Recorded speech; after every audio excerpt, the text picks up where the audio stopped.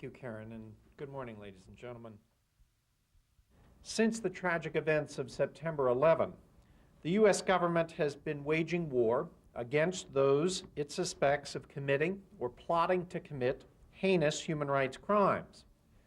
Our government quickly rounded up 1,200 immigrants to the United States, and though none of them have been charged in the attacks, many are still being held in custody.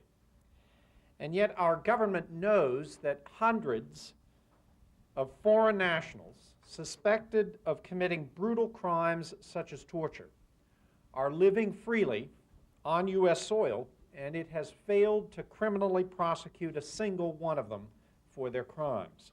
He was released in a prisoner exchange in 1994, and he came to the United States. The United States has become a safe haven for torturers. For the U.S. government has never criminally prosecuted any of them for torture, and that is outrageous and indefensible. Those who tortured and murdered in other countries should not be able to evade justice and live in America without fear of arrest or prosecution. But it will not surprise you to learn that Amnesty has responded.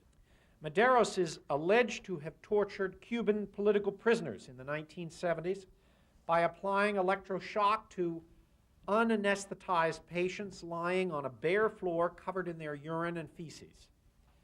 The INS arrested Medeiros last September after a federal grand jury indicted him not for torture, but on charges of having fraudulently obtained U.S. citizenship by denying that he had ever persecuted anyone.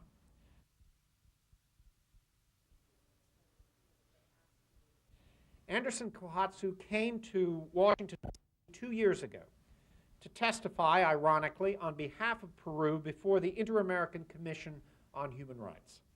Human rights groups alerted the Justice Department about his presence in the United States, and federal agents boarded his plane during a stopover in Houston on his way home. Anderson Kohatsu agreed to submit to questioning, but the State Department, over Justice Department objections, intervened and ordered that he be released and allowed to return home on the grounds that he had diplomatic immunity.